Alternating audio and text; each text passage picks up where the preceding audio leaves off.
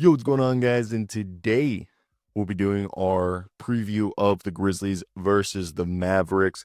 I'm here in Portsmouth, Virginia, if you guys didn't know. This time of year, last week I was in Portland, Oregon, or Oregon. I don't know which is the right one. Either way, I digress. This week I'm in Virginia for the Portsmouth Invitational. And then over the next month until we get to the Combine, I'll just be traveling to draft stuff. But Grizzlies, Mavs is going to be the last playing game to see who's going to play the first seed. So before we start today's video, I want to hear your thoughts down below in the comments section. Who do you guys think will win and why? And let me know what you guys think of this new little setup. I'm in this Airbnb and I brought my camera. And I just thought, let's try this out. So let's get into each team, talk about it, and discuss what potentially could be the look. Now, the stats that I have for the Grizzlies are their stats since the obvious firing of Taylor Jenkins. I should have done the same for the Mavericks, but I digress now that I realize that. We're going to real quickly give you a run through on the Grizzlies and what I think about them. They love their pick and rolls now, and Ja's going to play, even though he's got a bad ankle. Had to sip some coffee, guys, just because my mouth is getting a little dry. So if Ja's there, he's the engine. And they need, by the way, Jaren Jackson Jr. disappeared last game. And that was weird. I mean, he just does that right, like a lot more often than you would think.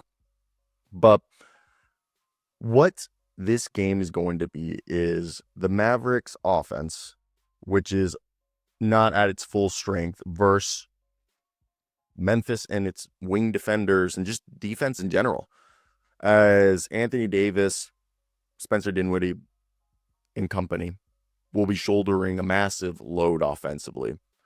And now Memphis gets to deploy its stronger defenders, especially with Jaren Jackson Jr., Vince Williams being the starting lineup due to Jalen Wells being out for the season.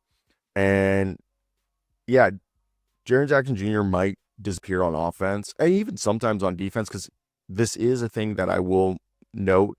He does have a tendency to like hunt for blocks or steals instead of making like the right play occasionally.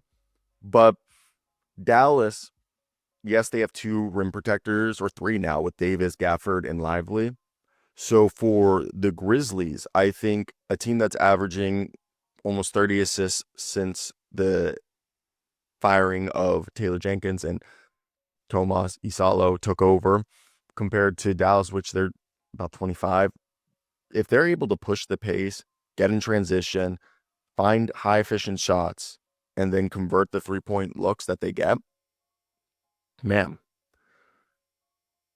they are a more average from deep, but they have a strong volume as of late, and Dallas lacks creators. So if Memphis can get caught up in a rhythm, I think the volume scoring with the rebounding of Zach Edey, if Jaren Jackson Jr. can get it, Memphis is able to ride the offensive creativity that they've had lately.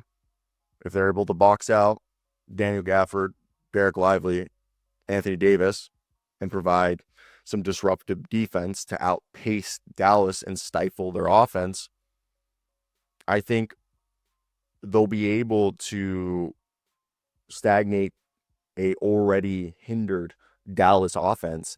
And Memphis has enough depth, as you see, and I think their ball movement has broken through as of late with Tuomas. Scottie Pippen's great. He does a great job out there. So to me, when I look at this, I'm like, okay, if that's the case, then I like this 8-man rotation. I know when I made this, I thought Wells might have come back, but then they said he's not. So Kennard and Stevens are they'll break the glass. They really go 7, and Aldama comes in for either Williams or Triple J or Zach Edey, depending on the look that they want. I think that's the craziest part about all of this, is that when you see this, I also want to know if, I guess I'm more in focus if I'm right here, but yeah, that's where I'm at. I think the matchup right now, technically the Grizzlies are the deeper team due to health. So I wouldn't be surprised if yeah, it's only 8 guys. And I'm not saying this is the deepest team in the world. It's just in comparison to a bruised and battered Dallas Mavericks squad that with no true point guard in the starting lineup because they run Spencer Dinwiddie kind of like as the 6 man, which is fine. I think it's actually somewhat smart of them, but it is something that has held them back. Now, let's get into these Dallas Mavericks. Klay Thompson and Naji Marshall. By the way, when I look down, I have like my screen below me, so that's kind of like what I'm using as a reference point. PJ Washington, Anthony Davis, and Derek Lively run their first unit. Daniel Gafford and Spencer Dinwiddie are their 2 main guys. Shout out Brandon Williams for he's been a guy since like his Portland days that I've been following. Love the guy. And Jaden Hardy, little microwave guy, a little inconsistent at times, but you can be, he's an improving, developing playmaker off the bench. And this, Spencer Dinwiddie is a clutch scorer. And they have some versatility with PJ Washington and some shooting with our boy and Klay Thompson. So it's there. It's there. Like their offense with Anthony Davis can dominate at stretches. And I think they have creators. One of my biggest worries is that we talked about it earlier when we look at the Mavs bench. And that the thing is that what if they double team Anthony Davis and they tell everybody else to create? No offense to Klay Thompson. It's not the best money spent if I'm betting that Klay Thompson is going to become a shot creator in this playing game. And that's no offense to him. But this is a team that we're going to have to rely on stopping John Morant, hoping that Jaren Jackson Jr. just becomes background noise and is non-existent. They're literally similar 3-point shooting teams. But what I think with this team is the Mavs really have more experience. And I know, take that for a grain of salt, whatever you want, or take it with a grain of salt, as Klay Thompson, Naji Marshall, PJ Washington. That's a big lineup. And it matches up very well against the Zach Edey, Santi Aldama, and Jaren Jackson Jr. front court, wing, forward, like combinations that they'll run because Santi sometimes plays the 3. So they match up well. And Jaren Jackson Jr., if he's able to reassert himself and dominate, that's what is going to scare me. But I don't think that's going to happen because Derek Lively, Anthony Davis, I think he's going to disappear. So you're really just betting on John Morant and Desmond Bane, who Desmond Bane is a fantastic player, but I think Naji Marshall, Klay Thompson, PJ Washington can take care of John Morant and Desmond Bane with PJ, Naji, and Klay switching between those guys and defending them.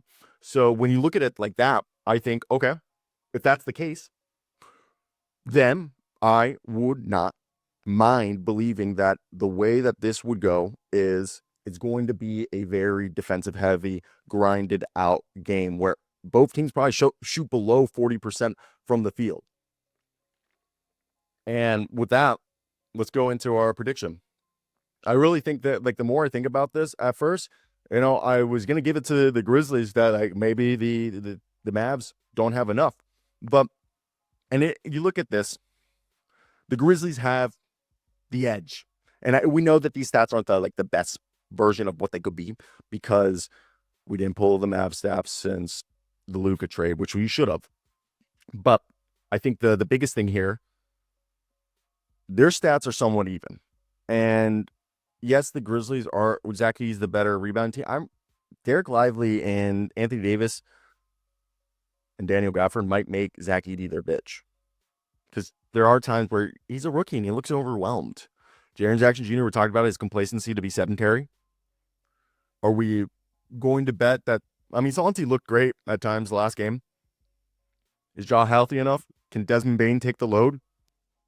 I think the Mavs, if they can force turnovers, make the Grizzlies play their game, they're going to win. While the Grizzlies, if they can get out in transition and just outscore them and force them to play their pace, I think there's a chance that they can overwhelm them just having too much shot creation and offense, that even though Dallas might be the better team in general, they don't have those players that would have pushed them over the edge. So I don't know who's going to win this. I'm going to assume, ma'am, I feel like the Grizzlies are going to grind it out. Like John Morant's just going to do something here, but I wouldn't be surprised if the Mavericks had it. But John Morant, this feels like it'll go to like the final shot, and Ja will just hit the buzzer beater like he did against the Heat. So let me hear your thoughts.